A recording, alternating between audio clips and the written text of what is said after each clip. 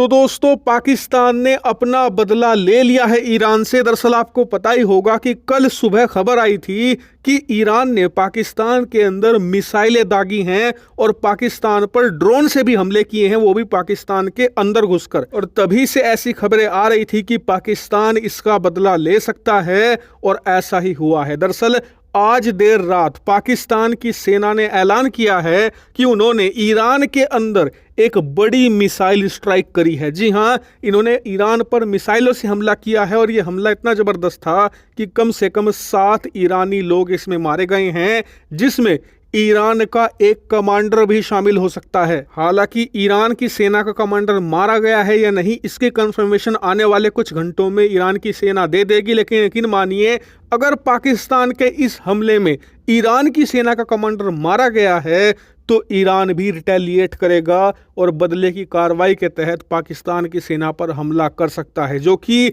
युद्ध का आगाज हो सकता है ईरान और पाकिस्तान के बीच में। हालांकि पाकिस्तान कतई नहीं चाहता कि उसका ईरान के साथ युद्ध हो, इसीलिए ईरान पर हमला करने के बाद पाकिस्तान की सेना ने कहा कि हमने जिस ईरान के इलाके में हमला किया है, जिसे ईरान सिस्तान कहता है और पूरी दुनिया उसे ईरानी बलूचिस्तान कहती है, असल में ये पहले बलूचिस्तान का हिस्सा हुआ करता था लेकिन फिर बाद में ईरान के हिस्से में चला गया। इस इलाके में हमने जो ये मिसाइलों से हमला किया है, इसमें हमारा टारगेट थे मिलिटेंट। जी हाँ, इन्होंने ईरान की सेना शब्द इस्तेमाल नहीं किया है, इन्होंने कहा है कि हमने वहाँ पर कुछ आतंकी गुट थे, उन पर ये मिसाइलें दागी हैं, हमारा टारगेट वही थे। इससे साफ पता चलता है कि पाकिस्तान ने हमला जरूर कर दिया है अपने देश के लोगों का गुस्सा शांत करने के लिए, लेकिन इस बात का अंदाजा उसे है कि उसने हमला ईरान पर किया है, जो बिल्कुल भी पीछे नहीं हटेगा बदला लेने से। इसीलिए इस मामले को अब वो प्ले डाउन करने की कोशिश कर रहा है, लेकिन शायद इसका कोई फायदा नहीं मिलेगा पाकिस्तान को, क्योंकि आपकी जानकारी के लिए बता दूं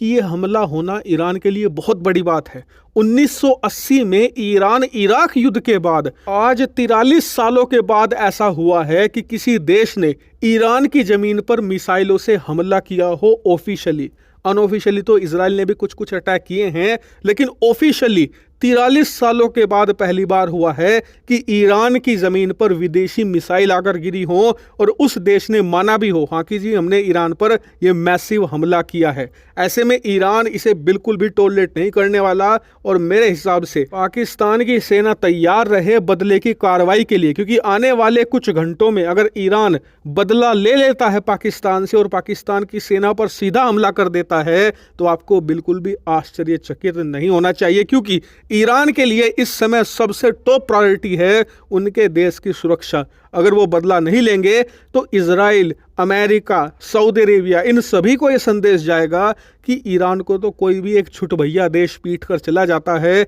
ये कुछ नहीं कर सकते। ऐसे में अपने दुश्मनों को भी संदेश देने के लिए वो पाकिस्तान से बदला लेने की पूरी कोशिश करेगा। और अगर ऐसा होता है तो दोनों देशों में भयंकर युद्ध की शुरुआत हो सकती है और ये युद्ध वाकई में भयंकर होगा, क्योंकि परसों जब ईरान ने हमला किया था ना पाकिस्तान पर, तो उसने ये नहीं कहा कि उसने टेररिस्ट मार गिराए हैं, उसने कहा था कि हमने सुन्नी टेररिस्ट मार गिराए हैं। अब जैसा कि आप जानते ही हैं कि ईरान एक शिया बहुल देश है और पाकिस्तान एक सुन्नी बहुल देश है और इनकी लड़ाई जगजाहिर है। ऐसे में ये लड़ाई भयंकर रूप ले सकती है, क्योंकि दोनों ग्रुपों के बीच में जो हेट है वो एक्सट्रीम लेवल का है। लेकिन आप में से कई लोग परसों से ही मुझसे एक सवाल पूछ रहे हैं कि यार, उधर से ईरान ने हमला कर दिया है तो क्या इधर से भारत को काम पर नहीं लग जाना चाहिए, क्योंकि कश्मीर के अंदर पिछले कुछ दिनों में काफ़ी आतंकी हमले बढ़े हैं, तो क्या हमें भी एक स्ट्राइक नहीं कर देनी चाहिए पीओके में। तो देखिए, इस पर आज शाम को हम डिटेल से बात करने वाले हैं। ये भी देखेंगे कि क्या भारत का ये बेस्ट चांस है पीओके लेने का, उसमें अलग से चर्चा होगी। और हाँ, ईरान पाकिस्तान के बीच में कुछ भी होगा सबसे पहले आपको यही जानने को मिलेगा, इसलिए चैनल को सब्सक्राइब कर लेना।